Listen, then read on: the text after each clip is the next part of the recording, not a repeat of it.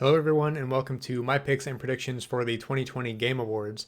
I am very excited to make this video because this is the first year I've actually been paying attention to the industry and trying to play as many different games as I can. So this one's actually going to be a lot more interesting for me to do, and I wanted to make a video of my personal picks as well as predictions just in case I get them right. I'm only expecting to get maybe like two of them right and just the easy ones. There's a couple categories in here like the esports categories that I know nothing about, so I'm not going to have that much input for those. So I'm going to go through and vote on the Game Awards website here, but uh, people like me and you and everybody else voting on the website, it doesn't help towards the actual award itself. I think they have, I don't know, maybe they have a popular vote stat where they actually show how many people went on the website and voted for X game on whatever category, but the actual award is decided by on this voting jury thing. It said like 95 industry professionals or whatever it said from like IGN and GameSpot, GameRanks, like LA Times, Polygon, and a bunch of other companies. So votes from all of you and me on this website don't actually go toward the actual award, but it's fun to do anyway. So starting off with the big one, Game of the Year. So the nominees are Doom Eternal, Final Fantasy VII Remake, Ghost of Tsushima, Hades, Animal Crossing New Horizons, and The Last of Us Part 2. I have played 5 out of these 6. I have not played Hades. I've been thinking about it for the past couple weeks, but Doom Eternal I played when it came out earlier this year. I had a lot of fun playing that one. I wouldn't put it in my Game of the Year category. It was really fun though, and I would recommend playing it. Final Fantasy VII Remake also played when that came out earlier this year. That surprisingly to me made its way to one of my favorite games of all time. And coming from someone who never got into Final Fantasy before, I tried Final Fantasy 15 last year for a couple hours, couldn't really get into it. And Final Fantasy VII Remake, I loved all the way through. I loved the story, the characters, the combat mechanics. Because I've never played a game with that combat mechanic of like briefly pausing the fight to assign abilities to be used on whatever enemy you're looking at and all this stuff. It was really fun to play. So Final Fantasy VII Remake, my personal game of the year because it is one of my all-time favorites now. Ghost of Tsushima, I played that one also when it came out this year. Absolutely love that game as well. It is the Japanese Assassin's Creed everybody has wanted for years. And a lot of other people say Ghost of Tsushima is their game of the year. Again, not mine personally because of Final Fantasy VII Remake, but Ghost of Tsushima, amazing game, definitely deserves a place on this nominee list. And again, Hades, I haven't played. I have seen all the hype about it. Personally, I just don't like roguelike games where you, I don't know, go through whatever procedurally generated area, die, restart, procedurally generated area. That's not really my kind of thing. I've been wanting to play it just to give it the shot that it deserves for being on this list and being talked about by so many people, but I don't think I'm ever actually going to get around to it. Animal Crossing New Horizons, I think a big part of this game being on this list is 2020 and is COVID because the game came out, I think it was in March, so it was right when the lockdown stuff started and when like you couldn't get a Switch anywhere because partly because of this game and partly because of COVID anyway, and partly just because the Switch has been like the top selling console every month for the past like 24 months or something like that. So I think a big part of Animal Crossing being on here is COVID. But it is a great game where people have had a chance to kind of, I guess, get out and be somewhere while still being in their home. And The Last of Us Part 2, again, played this one right when it came out. Such a divisive game and, well, not only divisive if you're in the community on like Twitter and stuff like that, where you're seeing the vocal minority of people that hated this game for X, Y, and Z reasons. Dumb reasons for the most part, if you ask me. But The Last of Us Part 2, personally, I did really like the game. I liked the story more than anything, I think. The combat, when it worked, was amazing. And when it didn't work, was frustrating for me. The Last of Us Part 2, just the amount of times that game had a moment of just breaking me with whatever event happened. I don't want to like, I guess, spoil anything for people watching this who haven't played the game, but there are multiple moments in that game where something happened and it just broke me and I just lost my mind for a second, like freaking out. But very few games can actually have that kind of impact and affect me that way personally, where I'm that invested in the story to the point where I either get emotional or get upset over either a character dying or something else happening. So fantastic game, The Last of Us Part 2.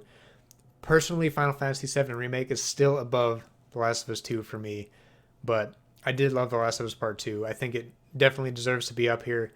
I am going to say that is my prediction for Game of the Year in the Game Awards too, because just the Goliath of a game The Last of Us Part 2 is, and the studio that Naughty Dog is, and the just how big the game is and how much it affected people. So reading through the Game of the Year description here, I gotta scroll down because my window's weird. Recognizing a game that delivers the absolute best experience across all creative and technical fields.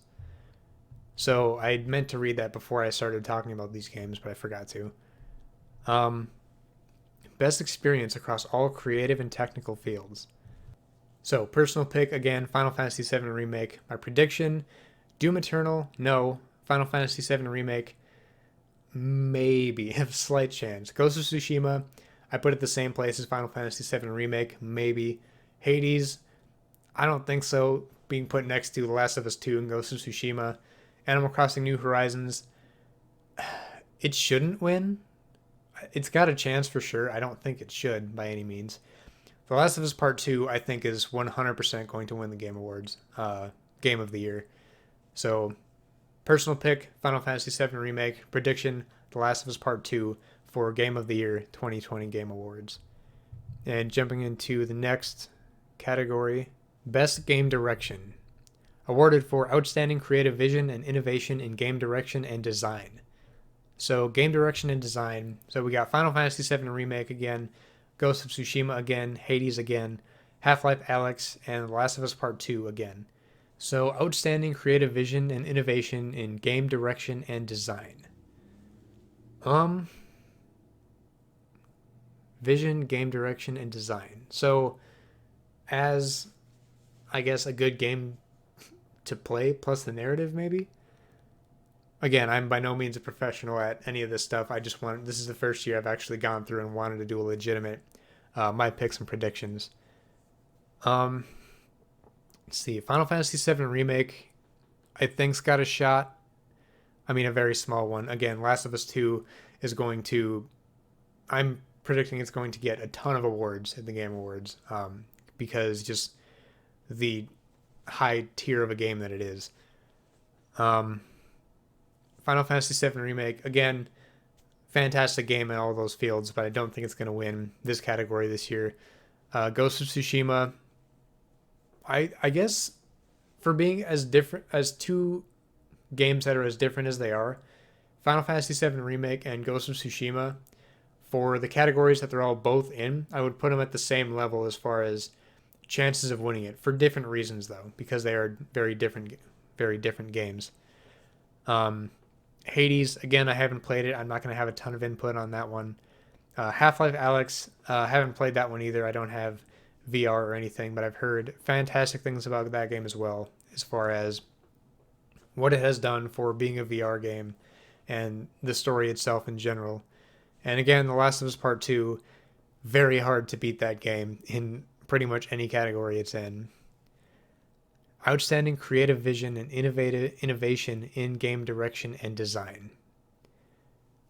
So, personal pick here, I think I might have to go with either Ghost of Tsushima or The Last of Us Part 2. It's so hard to, like, this year has been so good for the small handful of very great games that have come out this year. It's hard to pick between that small handful. I think I'm gonna have to go with Last of Us Part 2, because although like it is a sequel, it did have still plenty of innovation in gameplay and storytelling and stuff like that, and design the combat mechanics. Again, like I said before, when it worked, it was fantastic. When it didn't, in my situations, frustrating. But there was one specific moment in that game where I the combat and the resource management and the different weapons and the amount of enemies worked so perfectly for that playthrough for me, where I used everything I possibly had to get out of that fight. And by the end of it, I was like heavy breathing and just sitting there for a second, like, is it over? Like, I probably sweating at the time because it was just the way that fight flowed was so perfect. So I think outstanding creative vision and innovation in game direction and design. I got to go with The Last of Us Part 2 for my personal pick, and that's going to be my prediction for the actual award itself, too.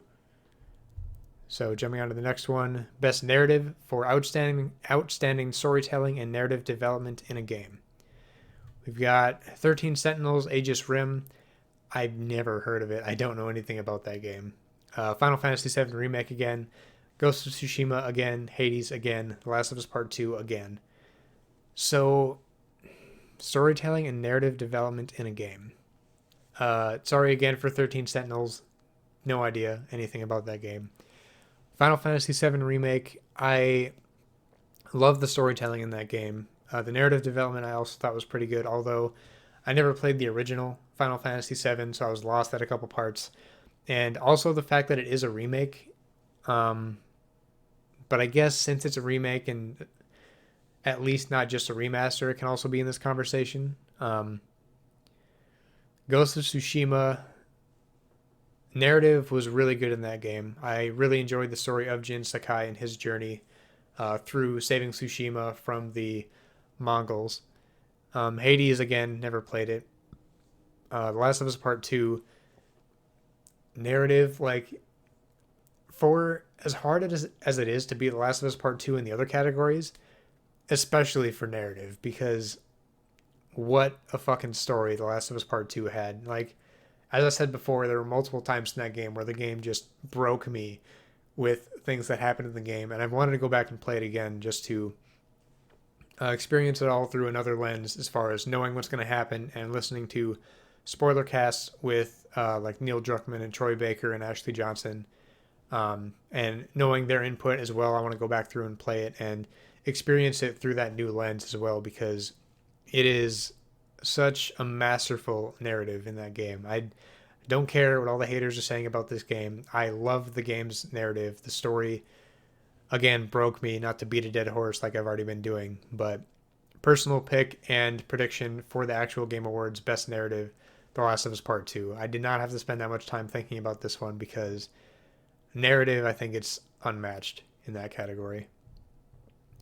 And next we got Best Art Direction for outstanding creative and or technical achievement in artistic design and animation.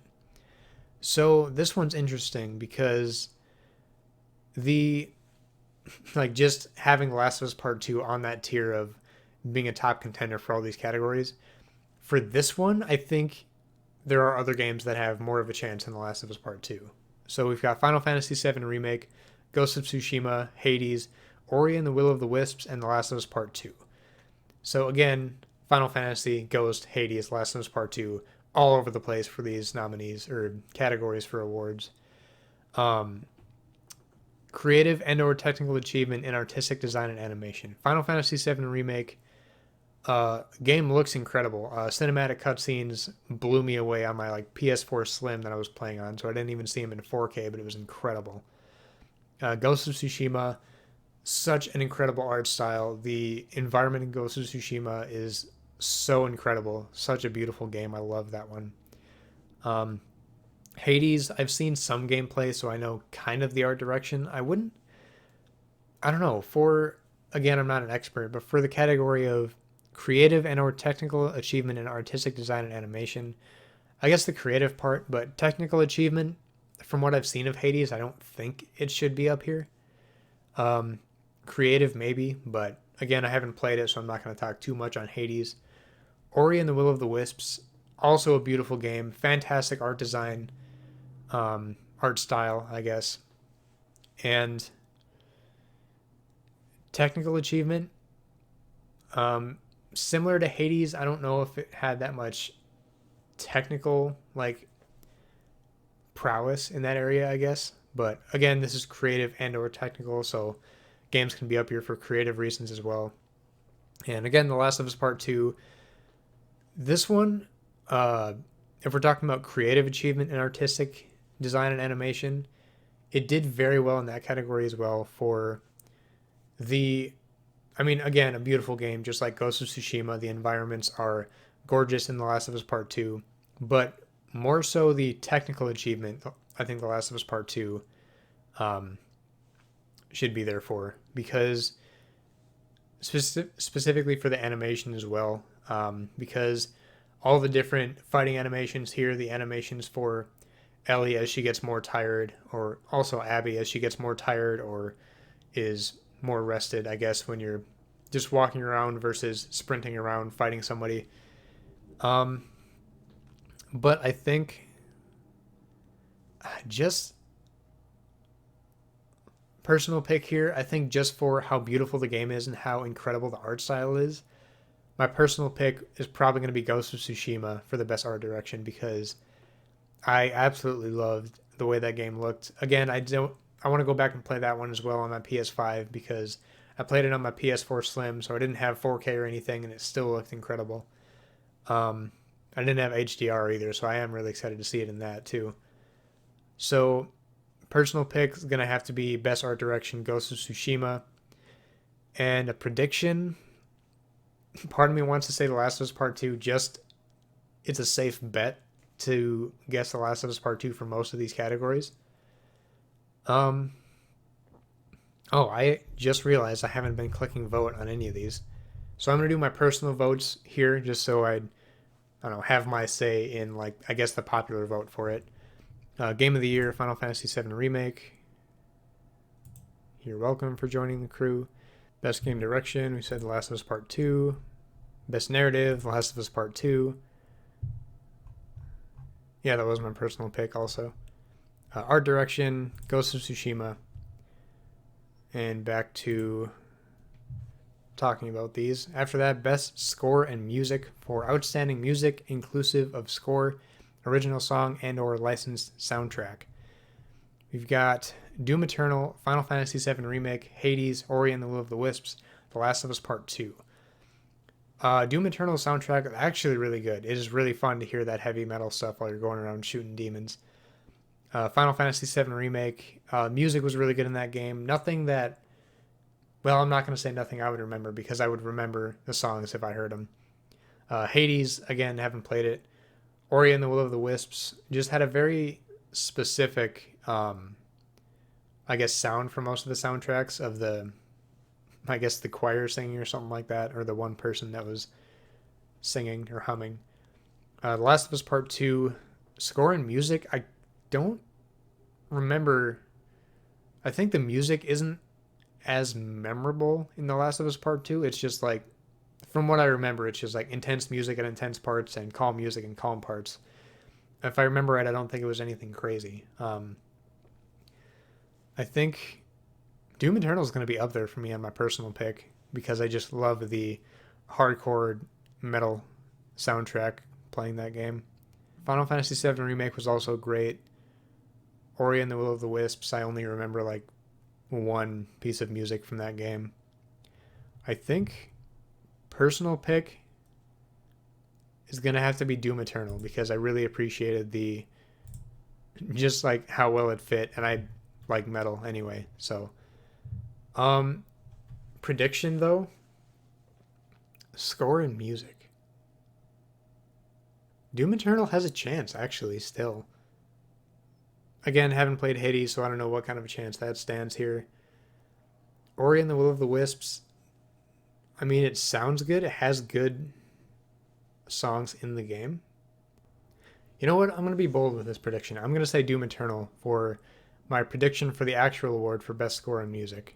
I'm not that confident in this one, but this is my prediction I'm going with, because this is a hard decision for me to accurately predict, because I'm not that much of a soundtrack guy, and it's not until recently I've been trying to pay more attention to the soundtracks, because the sound design in some games is actually incredible.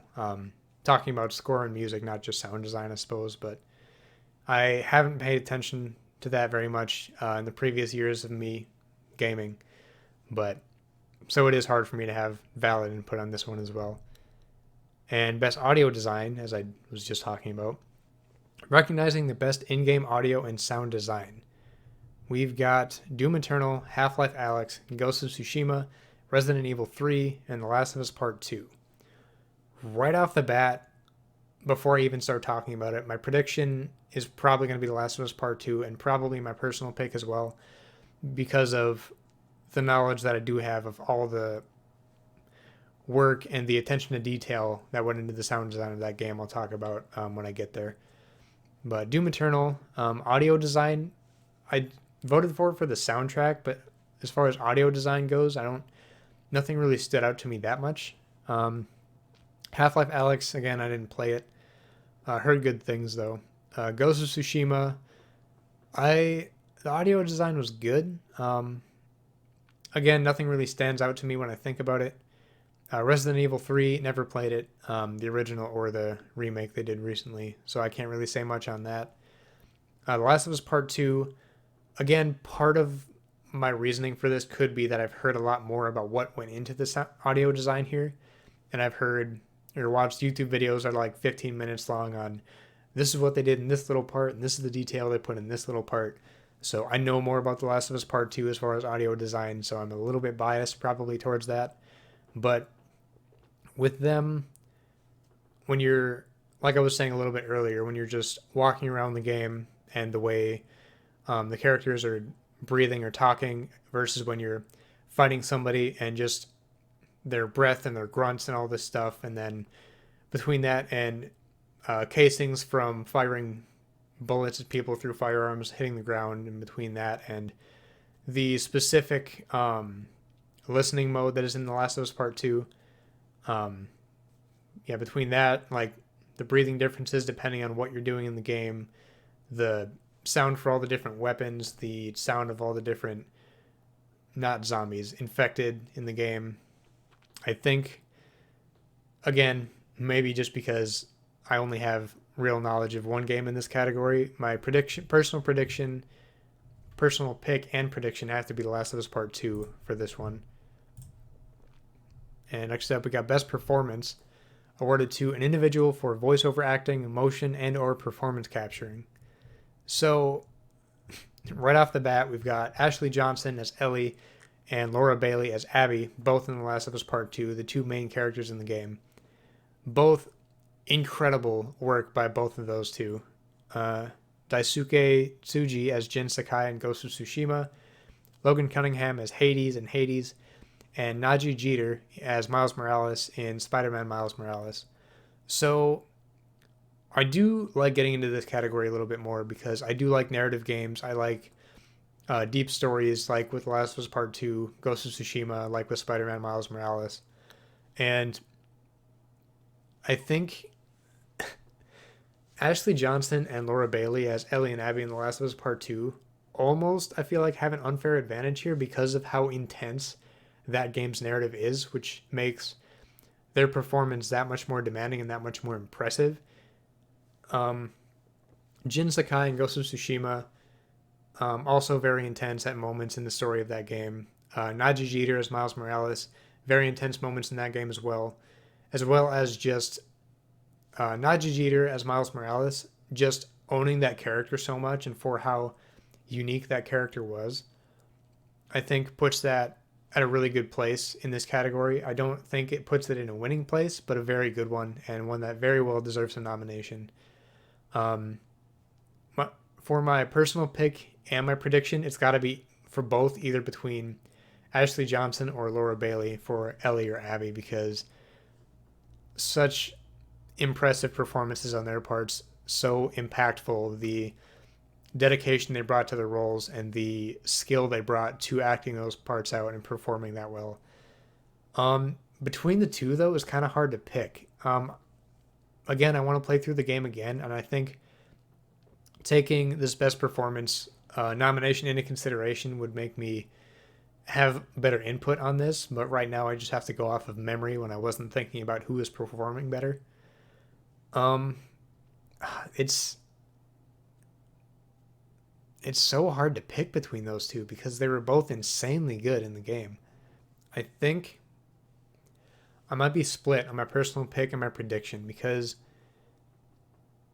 it also my personal pick might also partly be because of the attachment from the first Last of Us game, but I think I gotta go with Ashley Johnson as Ellie for my personal pick because of I mean this can also everything I'm about to say about Ellie can also be said for Abby, but the pain that character goes through and the like the stress and the intensity as well as the other side about them being like just being a human around other people as well. I think we get more of a personal connection with Ellie. I think because of I think if I remember right, we see more of her more intimate connections with other characters um, like Joel and like Ellie's girlfriend in the game, whose name I can't remember right now.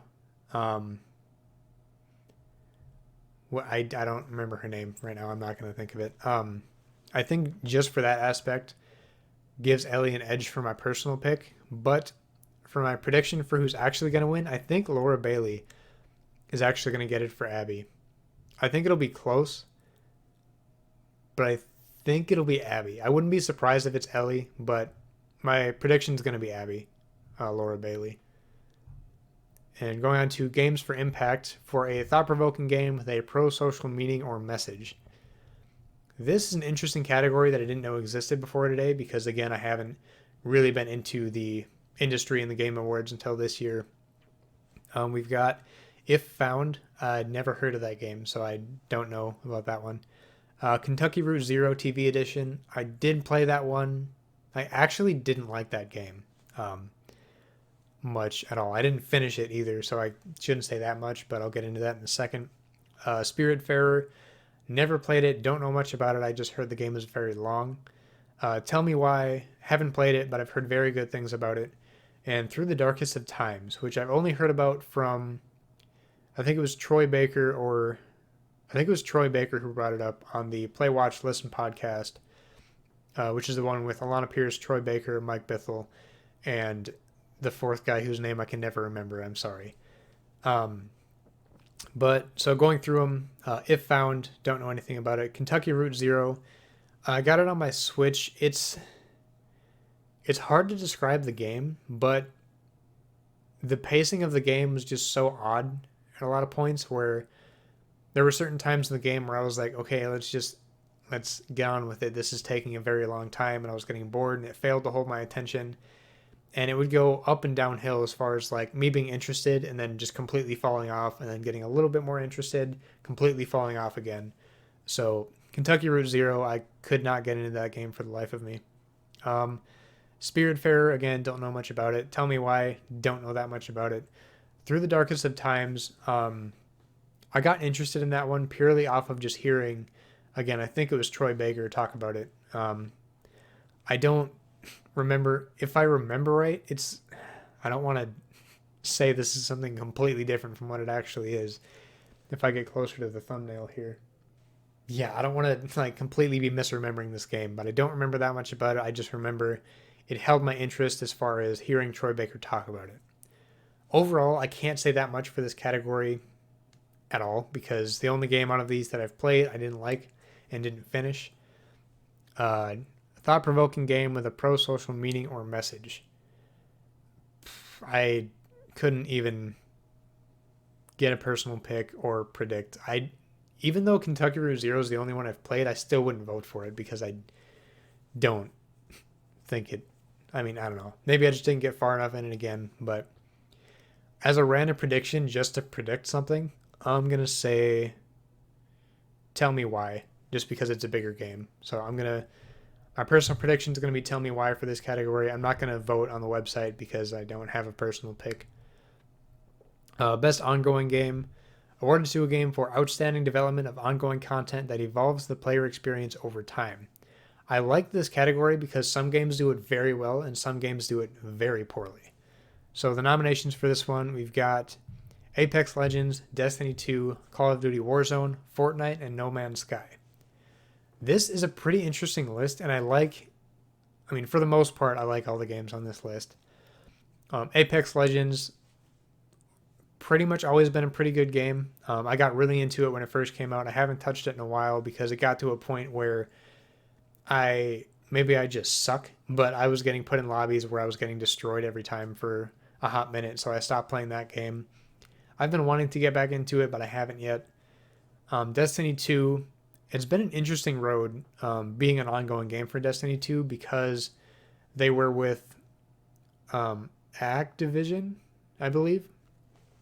Because they were published through Activision, if I remember right. And so Activision was dictating a lot of decisions being made in Destiny 2. And since their contract ended last year, I want to say, or maybe this year, Bungie has been able to take it in the direction they've always wanted to go with it, which means there have been some bigger changes recently, especially with the Beyond Light update. I think that's their first big expansion since the split from Activision. So they're able to take it in the direction they wanted to take it now. And I haven't played the expansion myself because I've been all over other PS5 stuff. Interestingly enough, I've heard differing opinions about the Beyond Light expansion. I've heard it's good, and I've heard people not really getting into it that much, but that's also just my personal friend group. Call of Duty Warzone, played a lot of it when it first came out. Haven't touched that one in a while either, but I've been on a weird switch in what games I play in the last few months. Fortnite, I've only played like 2 matches of Fortnite because I couldn't get into the whole building thing because I guess I just can't multitask like that, and I don't want to put in the effort to try and get good at it, at building, because I just don't want to get slapped a bunch of times while I'm trying.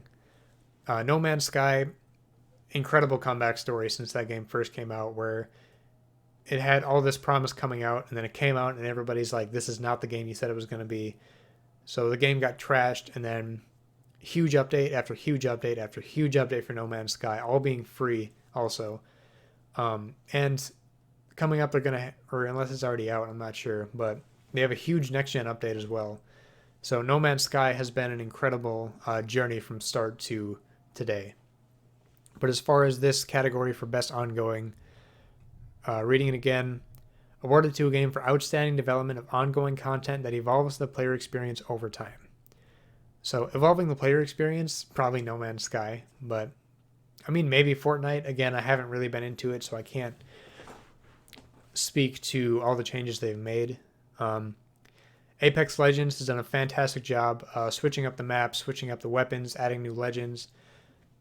So Apex Legends definitely deserves a place on this list. Destiny 2, I've been on and off of Destiny since it came out, but they've also done a fantastic job adding content.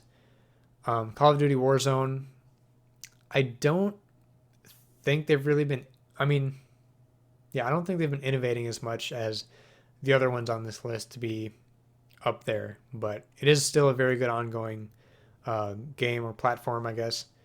Fortnite, with the amount of live events they've done in Fortnite, again, it's hard to speak about because I don't play the game, but even being someone who doesn't play Fortnite, I still know and acknowledge how massive of a game Fortnite is and how incredible they've been at having live events, and I think switching things up a little bit and just having crazy cosmetics and innovating the battle pass and stuff like that. No Man's Sky, definitely done a fantastic job evolving the player experience over time. This is going to be kind of a hard category for me to pick between. I'm going to say Warzone, definitely a no.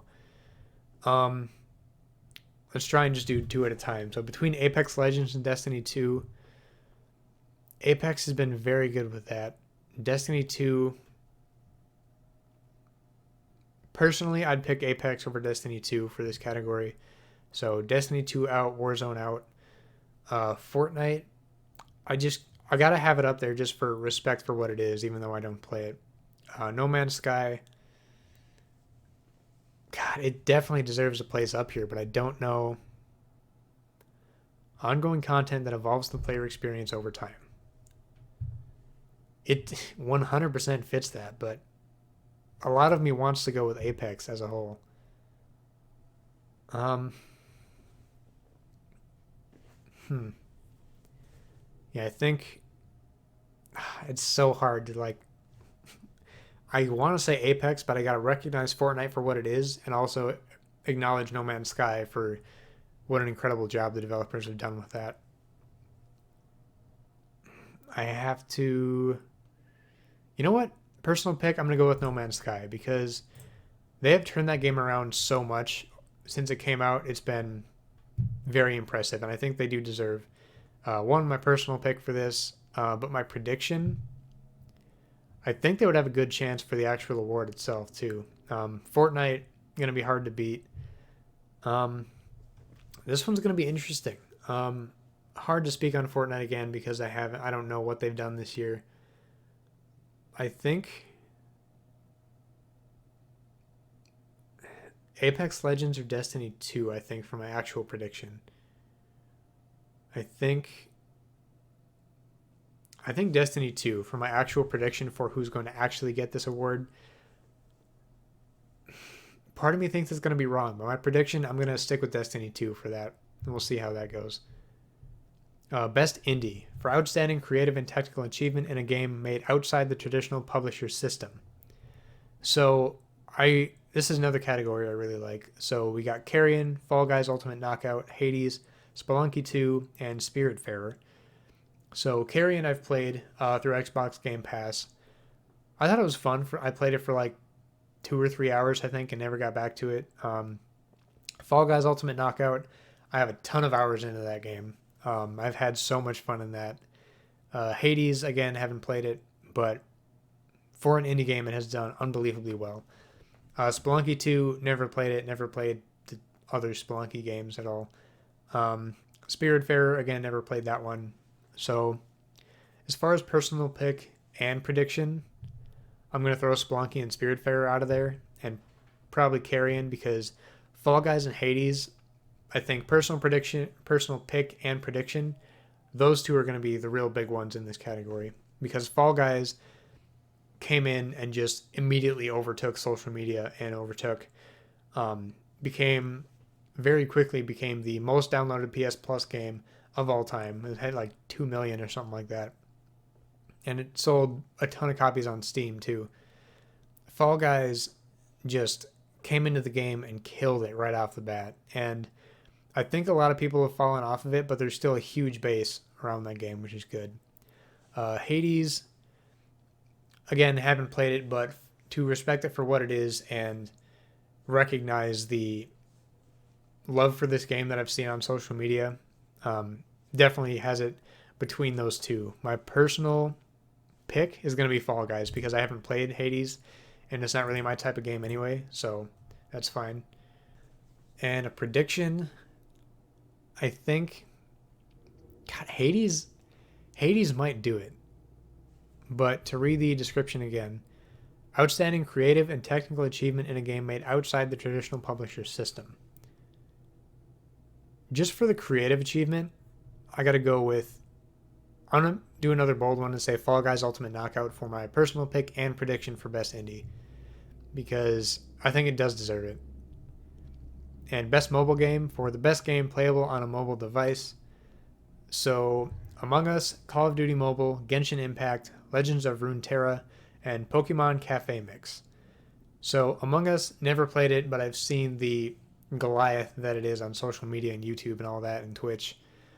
Call of Duty Mobile, never played it. I get it definitely has an audience for sure, but Genshin Impact, I played a few hours of that one. It got very overwhelming after a while. If you want to dedicate your time to that game, there is plenty there for you to mess with. But it's a bit much for me that I didn't want to get into. But it is a good game and it's free. At least on PS4. I think it should be free on mobile too. Legends of Runeterra.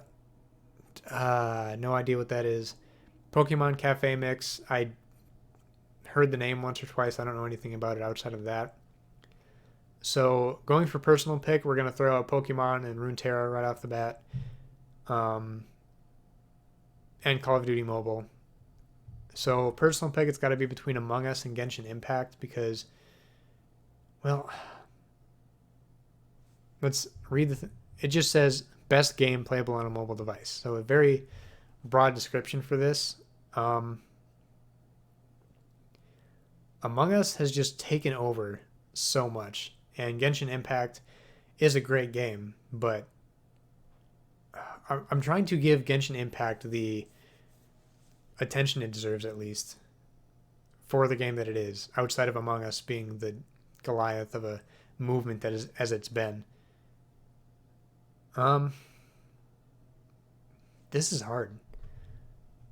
I mean, actual prediction for who's actually going to get the award is probably going to be Among Us. Well, I don't want to say probably, but that's my prediction just for how big the game is. But as far as just the blanket statement of best game playable on a mobile device, that's such a broad statement. Like, best game playable on a mobile device. I think my personal pick has to be Genshin Impact, just to appreciate. Oh, thank you. You're welcome for joining the crew. Just to appreciate how good of a game. I mean, I haven't played it on mobile, so I don't know if it runs like crap or anything, or if the UI sucks. I don't know. But I also haven't played Among Us either, so just to appreciate like how big and how in depth of a game Genshin Impact is, that one has to get my personal pick. But my actual prediction has to be Among Us for best mobile game. Best community support. Recognizing a game for outstanding community support, transparency, and responsiveness, inclusive of social media activity and game updates or patches.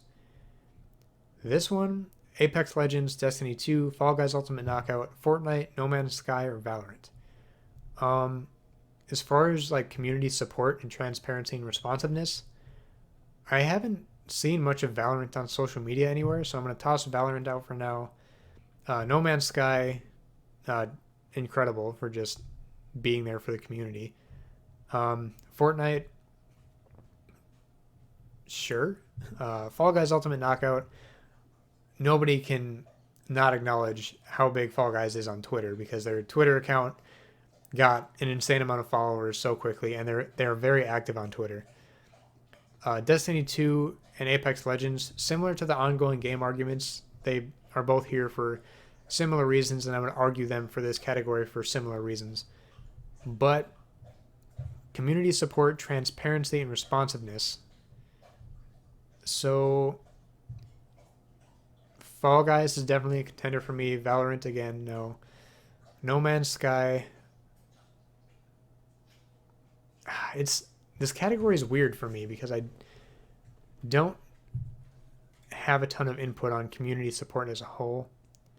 Fortnite, I think, is big enough to the point where it just does its own thing and doesn't necessarily have a lot of opportunity to be all like, well, I don't know. This is a hard category for me because I don't know a whole lot about the terms of community support, but I think just because have been in that community more, my personal pick is going to be Fall Guys. And actual prediction might also be Fall Guys, actually. I think prediction for the actual awards also going to be Fall Guys for me too, because of how active they've been on Twitter. Best VR AR. For the best game experience playable in virtual or augmented reality, irrespective of platform. I don't have VR or AR or anything like that. Unfortunately, I'm very sad about it. All I really want to play is Beat Saber. I don't really care about the other stuff. Dreams, Half-Life Alyx, Marvel's Iron Man VR, Star Wars Squadrons, and The Walking Dead Saints and Sinners. So Dreams, I've seen a little bit about, not for VR, mainly for like PS4, but that game is incredible from everything I've seen. Half-Life Alyx, heard incredible things about that as well. Marvel's Iron Man VR, I've heard iffy things about that. It's like good, but just good. Star Wars Squadrons, I don't remember if VR support was there right off the bat, but it is a game that most people are just going to play on their controller or PC. And The Walking Dead Saints and Sinners, I know next to nothing about this game, but right off the bat for personal pick going off of what I've seen / heard. Personal pick and prediction, I'm going to throw out The Walking Dead because I don't think that lives up to the other ones on this list. Iron Man VR. It's so hard to talk about these when I haven't played them. Um, I mean, Half-Life Alyx, from everything I've heard and how a lot of people have said that takes VR to the next level, and it does everything it's trying to do so well. I think my prediction is going to be Half-Life Alyx for sure. Star Wars Squadrons, I think, is really cool that that even has VR, because being a like flight simulator combat game, whatever you want to call it, whatever the right word is, it's really cool for a game like that to have VR, where you're in the cockpit and you're looking around as you're playing multiplayer or the story or whatever else.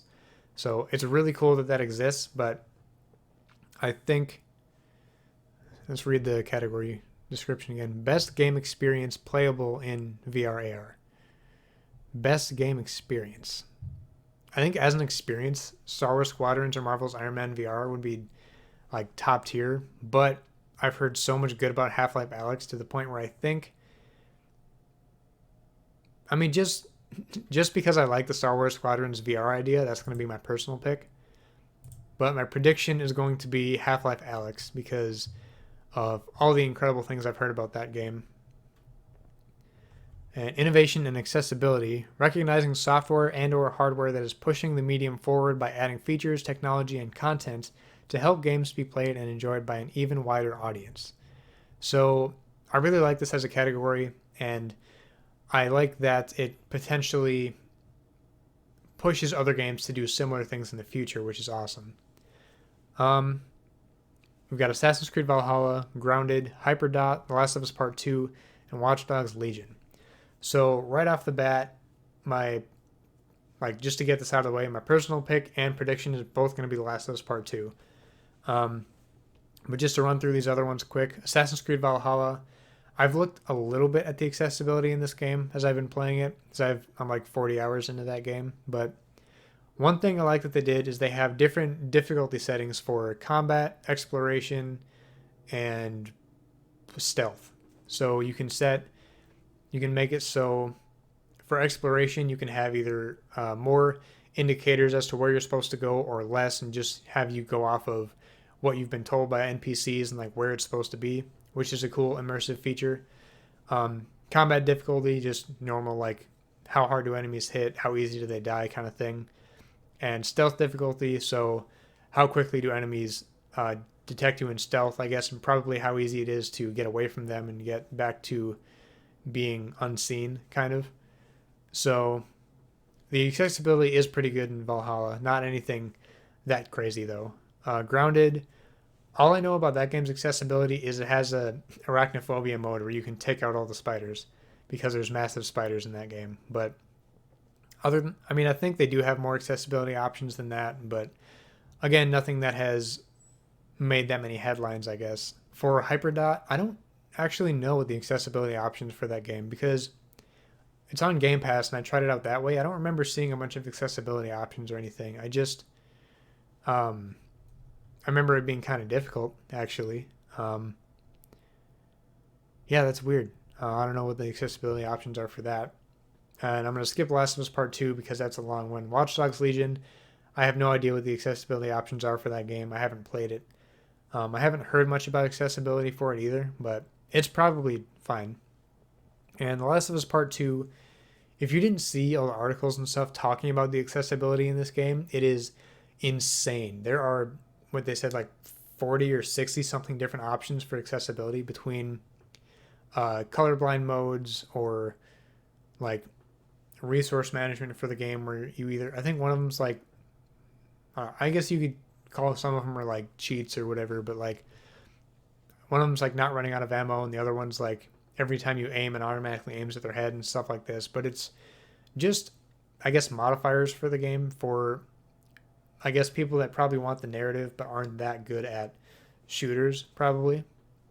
And just the sheer number and attention to detail they put into the accessibility for that game, because some of the colorblind modes, or even people that are almost or actually legally blind, have been able to play this game, because I've seen one video where a guy was playing it in that mode where the entire background is gray and friendly people are blue and the enemies are red or something like that. And people that are pretty much blind are able to play this game, granted very close to the TV, but the background's all gray, friendlies are blue, enemies are red, and then people that you don't know are some other color. I forgot how they did that, but they put a very large attention to accessibility in The Last of Us Part 2, and it is extremely impressive if you look at the full list and look at the articles about it and stuff. When I finished the game, I went back and looked at accessibility and was just scrolling through forever, it seemed like, and looking at all these different options. I was like, that's the thing, and that's the thing. And like, one of the other options I saw was every time you go prone,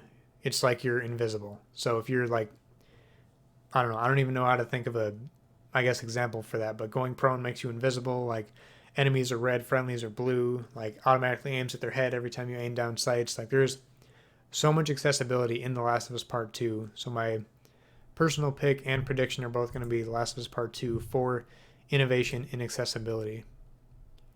And best action, for the best game in the action genre focused primarily on combat, Doom Eternal, Hades, Half-Life Alyx, Neo 2, and Streets of Rage 4.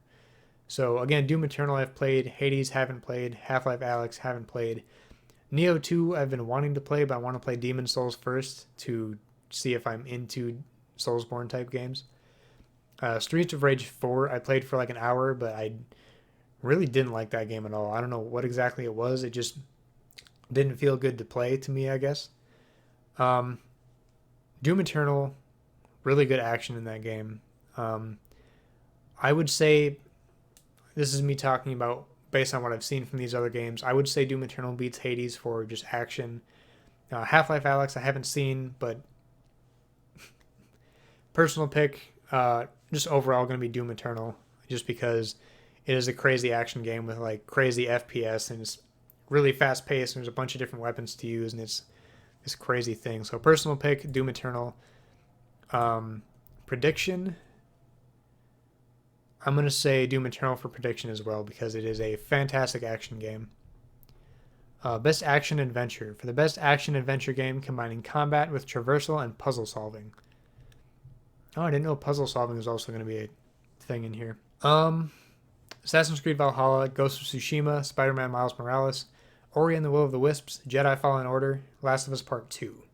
It's funny to see Star Wars Jedi Fallen Order finally in a category up here, because it missed the last year's Game Awards by like 2 days or something for its release date. So a lot of people thought it was just going to be absent from the Game Awards, which it almost is, since it's only in like one category, I think. These are fantastic games. This one's going to be hard. Assassin's Creed Valhalla, again, I'm about 40 hours into that game. I haven't finished it yet. Combining combat with traversal and puzzle solving. So, combat is fun enough in Assassin's Creed Valhalla. Traversal, you can climb literally anything, but that gets kind of redundant after a while. Puzzle solving, Assassin's Creed Valhalla does have a decent amount of puzzles to solve. Ghost of Tsushima, fantastic combat. I love that. Traversal, I mean, similar to Assassin's Creed, but not like Valhalla, where you can climb a vertical rock if you want to. So it's more realistic, I guess. Puzzle solving. In Ghost of Tsushima, was there really puzzle solving in that game? I don't know if there was. Spider-Man Miles Morales, I finished that one. I got the platinum. Combat, fantastic in that game. Traversal, clearly fantastic in that game. Puzzle solving, I don't think there's much puzzle solving in that one either. Ori and the Will of the Wisps, combat, pretty good. Traversal, pretty good with the different abilities you can get, like double jumping and dashing and wall jumping. Puzzle solving, definitely a lot of that in Ori. Jedi Fallen Order, combat was really good. I did enjoy the combat a lot. Traversal, just like climbing on some walls and stuff to get to certain different areas. Puzzle solving, there was puzzle solving in Jedi Fallen Order, if I remember correctly. Last of Us Part 2, combat, like I've said multiple times before, it was good when it worked, frustrating when it didn't. Traversal, sure. Puzzle solving, I suppose, yeah. Like, even some of the combat situations could be looked at as puzzle solving. This is an interesting category, and it's kind of a difficult one. Just because of the other games that are listed in here and how good they are, I'm going to put Valhalla out. Ghost of Tsushima keep in there. Spider-Man, keep in there. Ori, when I was talking about it a minute ago, just realizing how good it did in combat traversal and puzzle solving was surprising, even just talking about it again. Jedi Fallen Order, I think, again, I played it like a year ago almost, or probably about a year ago. So it's hard to. I don't want to throw it out just because I don't remember. I'll keep it in there for now. Last of Us Part 2, I think. I don't think I'm going to keep that one in here because of just like combat traversal and puzzle solving for a game that does all three. Last of Us Part 2 doesn't necessarily do all of those as well as some of these other games have, I think. Ori is surprisingly high, like in my head for this list of this category right now. Spider-Man did very well there with traversal and combat. Ghost of Tsushima. I think I'd put Miles Morales over Ghost of Tsushima. Yeah, I would. So, Valhalla out, Ghost out, Miles Morales in. Ori did all three of those things pretty well. So I think, wow, I think for my personal pick, this might be between Miles Morales and Ori. Because Ori did all three of those things pretty well. And Spider-Man didn't really have much problem solving that I remember. I just played it like 2 weeks ago. I think my personal pick is going to be Ori for this one, actually, which is, when I first read the category in the list of games, I didn't think it was going to be that. But after just talking about the description of the category with that game, I think it's going to be Ori. As far as my prediction, combat traversal and puzzle solving for the actual award. I think Ori should, well, it's so hard to do. It might also be Miles. I think so many people would actually be so mad if Ori got it. Like, just to go off on a tangent quick, if Ori actually wins Best Action Adventure over Ghost, Spider-Man, and The Last of Us Part 2, so many people would lose their minds. My prediction would have to be, I think for the actual award, I feel like Spider-Man Miles Morales is going to get it. Yeah, that'll be my prediction. Spider-Man Miles Morales. Best role playing for the best game designed with rich player character customization and progression, including massively multiplayer experiences. Okay, so Final Fantasy VII Remake, Genshin Impact, Persona 5 Royal, Wasteland 3, and Yakuza Like a Dragon.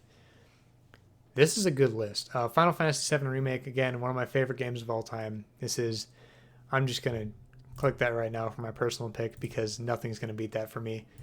Genshin Impact, very deep RPG. You have a lot of options there. You're managing like however many different characters at the same time. Persona 5 Royal, I've heard like the fans of Persona 5 are very into it and sing its praises all the time. Personally, just from what I've seen and heard about the gameplay, it doesn't seem like my kind of game. But for what it is, and just the fact that I've heard it takes 120 plus hours to beat, it just completely throws me off and I don't even want to touch it. But it has gotten a lot of praise. Wasteland 3 has gotten a decent amount of praise recently as well. Not as much as some of the other titles in this list. Yakuza Like a Dragon, haven't played it. Heard good things about that as well. But from going off this description, best game designed with rich player character customization and progression. So just going off character customization and progression. I don't know how Yakuza Like a Dragon's character creation or progression goes. Not creation because it's the one player, but I'm not sure.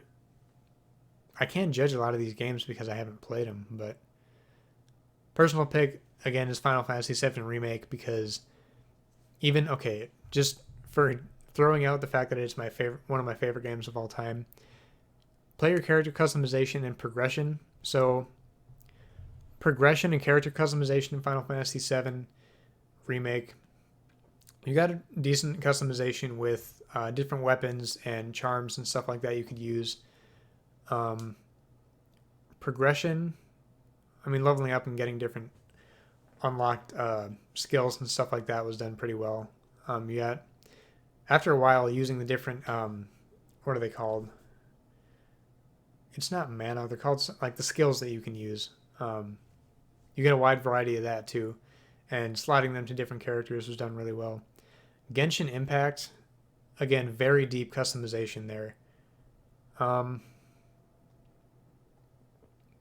Persona 5, I can't speak to it because I haven't played it. Same thing with Yakuza, same thing with Wasteland. It's hard for me to pick this one for a prediction, so it's probably going to be a random prediction again for this one. I'm going to say...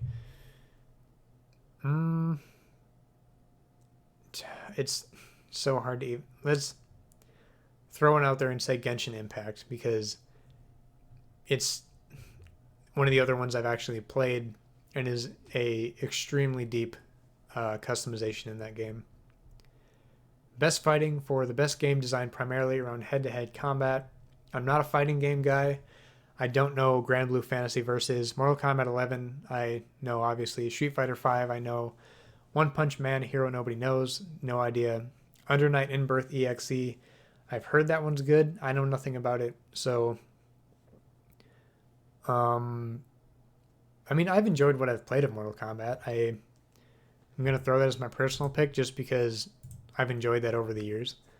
And I didn't, well, actually, no, I haven't played Mortal Kombat 11. I played Mortal Kombat X or XL or whatever it was. So I suppose I shouldn't do a personal pick for that, but I'm going to. As far as an actual prediction, it's either going to be Mortal Kombat or Street Fighter. That'll be Mortal Kombat 11 Ultimate for my prediction also, just because, as far as I know, the other ones aren't talked about as much.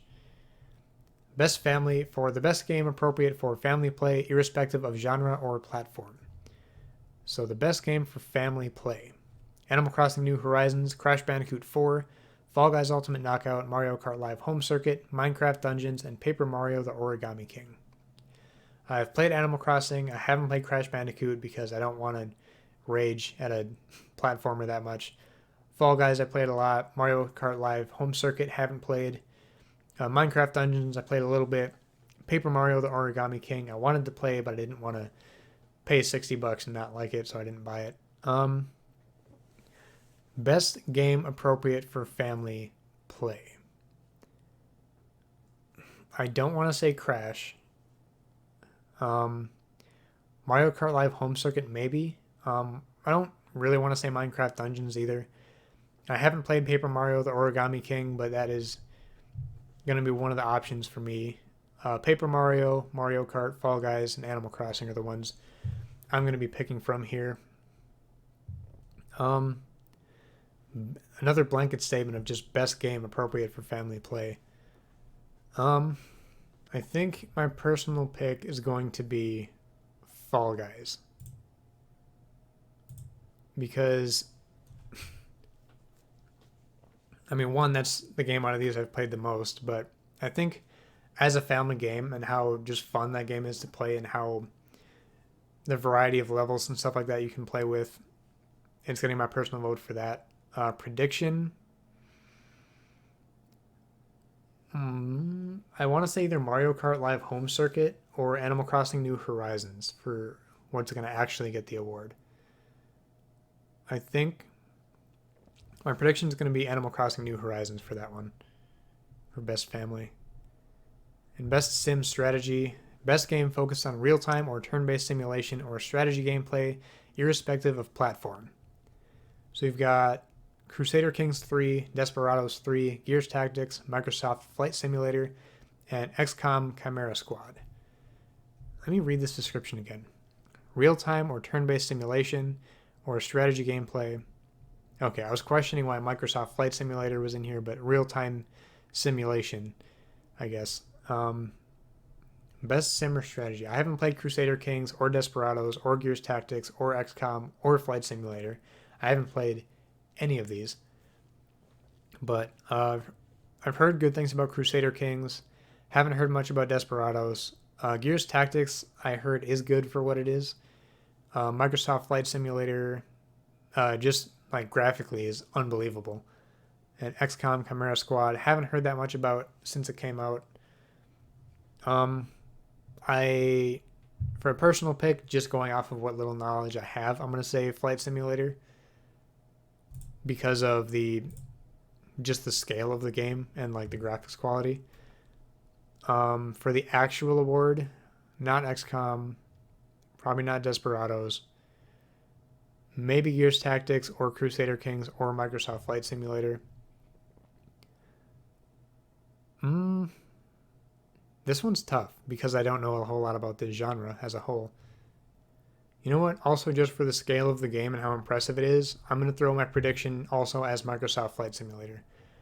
I'm not totally confident in that prediction, but that is going to be my prediction. Best sports or racing for the best traditional and non-traditional sports and racing game. So I'm kind of into racing games, not into sports games. We've got Dirt 5, F1 2020, FIFA 21, NBA 2K21, and Tony Hawk's Pro Skater 1 Plus 2. So Dirt 5, haven't played yet, but I've heard it's good, despite all the bullshit on Twitter about, oh, it performs worse on this one and has this problem on this one. Like, I don't care. I've heard it's good to play. F1 2020, haven't really heard anything about. FIFA, I don't really care about FIFA. NBA, I don't really care about 2K. Tony Hawk's Pro Skater 1 and 2, I kind of want to play that, but I don't want to buy the game just to play it for like 2 hours for nostalgia purposes and then never play it again. As far as best sports and racing game, I feel like 2K or FIFA is probably going to get it. My personal pick, because even though I've never played any of these, my personal pick, just because it would be the one I would play first out of these, would be Tony Hawk's Pro Skater 1 and 2. You're welcome for being a teacher. What's actually going to get it? It's either going to be FIFA or 2K. I'm going to say my prediction is going to be NBA 2K just for the next gen focus they've had. I haven't heard a whole lot about FIFA 21 being any kind of next gen. So my prediction is going to be NBA 2K21. Best multiplayer for outstanding online multiplayer gameplay and design, including co-op and massively multiplayer experiences, irrespective of game genre or platform. Animal Crossing New Horizons, Among Us, Call of Duty Warzone, Fall Guys Ultimate Knockout, and Valorant. Animal Crossing New Horizons shouldn't be in here, first of all, in my opinion. There's not really multiplayer in that game other than visiting people's islands, and that's all a weird thing that doesn't work that well from what I've heard and what I've tried. So that one's out for my personal pick and my prediction. Among Us, oh yeah, also the whole arguments about Among Us being a game that didn't come out this year, neither did Fortnite, so, or Apex, or Destiny 2. So best multiplayer. So, I mean, definitely Among Us, Warzone, Fall Guys, or Valorant. Probably not Valorant, actually. I feel like I shouldn't be thinking about Fall Guys, but I kind of am. And Warzone didn't really innovate on much. It's Call of Duty and Battle Royale, both of which have existed for a while before.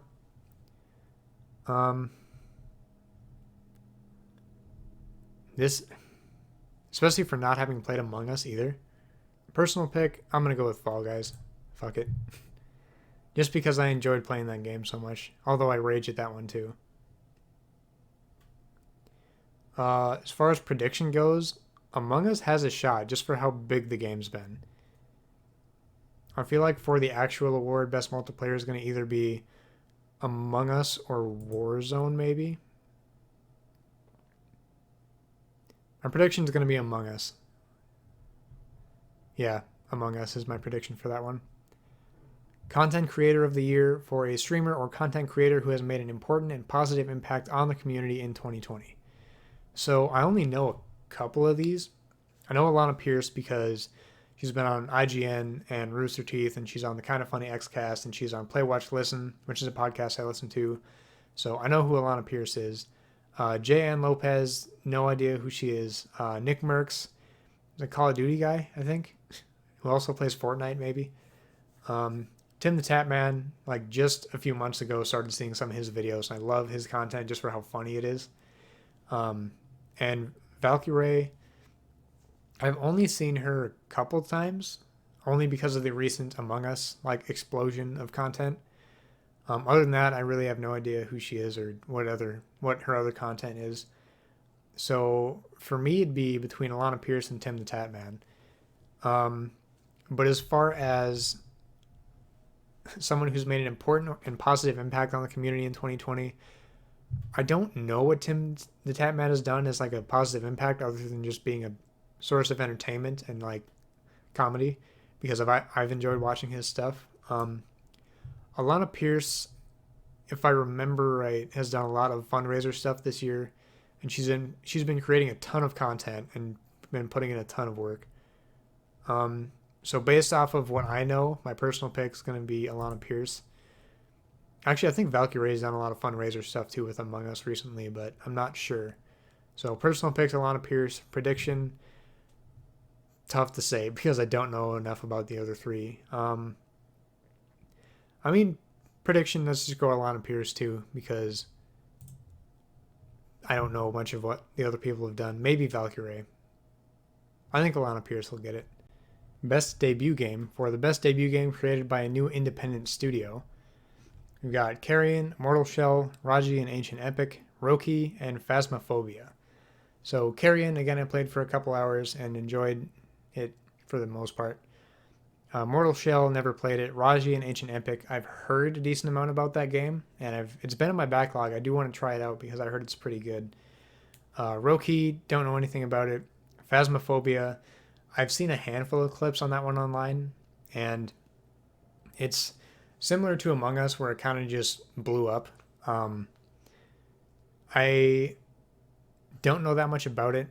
I think...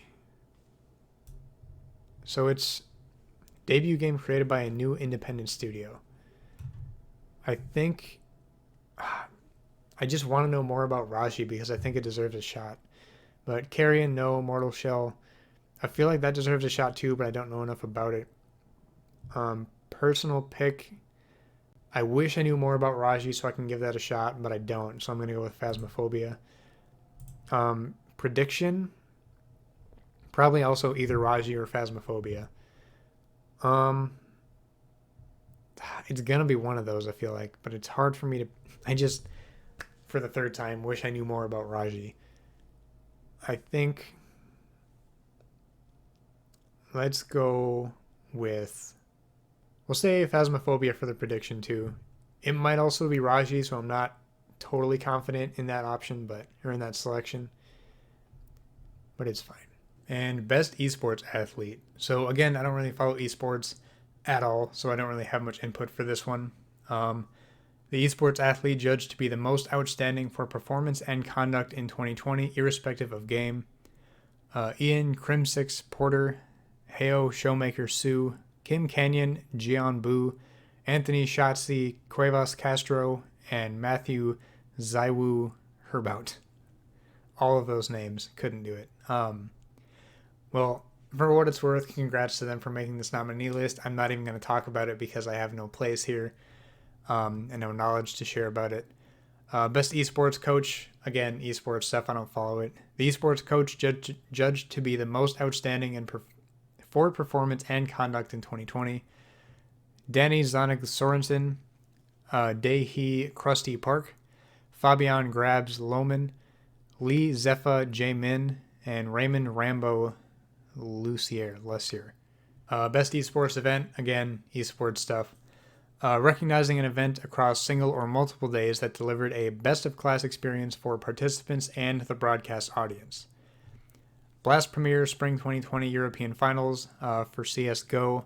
Call of Duty League Championship 2020, IEM Katowice 2020 for CSGO, League of Legends World Championship 2020, and Overwatch League Grand Finals 2020.